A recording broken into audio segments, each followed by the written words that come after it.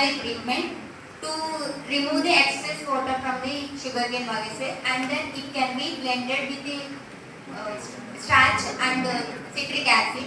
It can be formed as a mulch film by these blended mix, and finally it can be mounted into the rolls. Coming to the stages, we have two phases. First we have to use during the crop cycle. First we have to incorporate that mulch film into the forming stage, and then it can be helpful to moisture retention, and also it can be suppressing weeds what we have in the forming, and then in next phase it can be incorporated into the soil instead of removing the mulch film, and then it can be very useful for the farmers who farms tomato farming and strawberry farming, etc. And then next we'll continue by but you need 8 degrees for vaccine storage plus 8. Vaccine cold storage is to be 2 to 8 degrees is the temperature needed for transfer. Also, you said 0 is a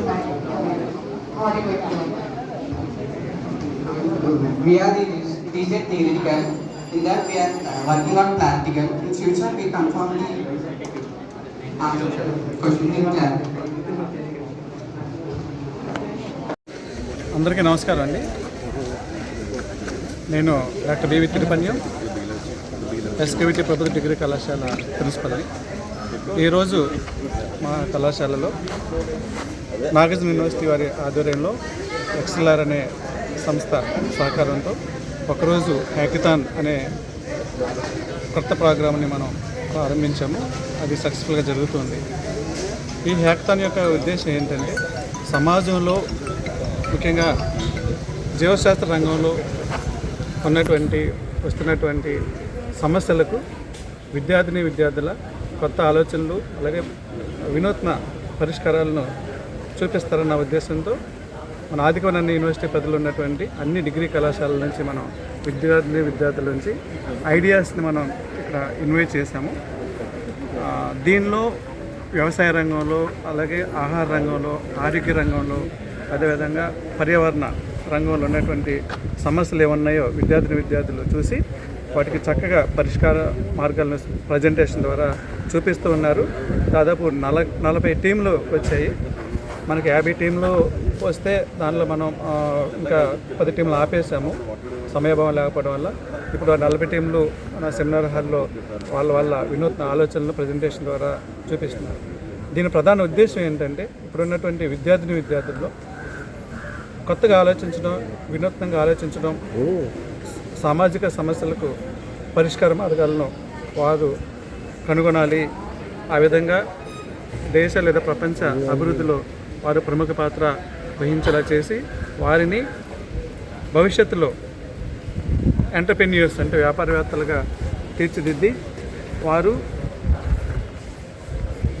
పారిశ్రామిక రంగంలో పరిశ్రమలను ఏర్పరిచి వారే కొంతమందికి ఉద్యోగాలను ఇచ్చే విధంగా భారతదేశ ఆర్థికాభివృద్ధికి తోడ్పడే విధంగా వికసిత భారత్ అనే లక్ష్యాలను చేరుకోవడానికి వీరి సహకారం కూడా ఉండే విధంగా ఈ ప్రోగ్రామ్ని ఈ ఆదికవనన్ని యూనివర్సిటీ వారు, అదేవిధంగా ఆచార్య యూనివర్సిటీ వారు, నాగార్జున యూనివర్సిటీ వారు నిర్ణయించడం జరిగింది.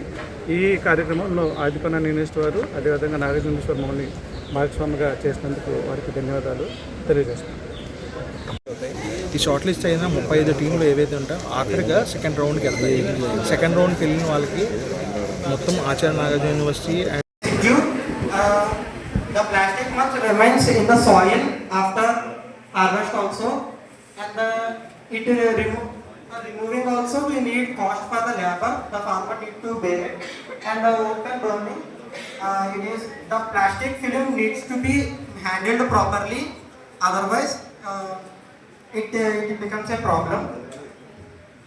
Coming to the manufacturing process, first we have to collect the sugarcane bagasse, and then it can be assigned to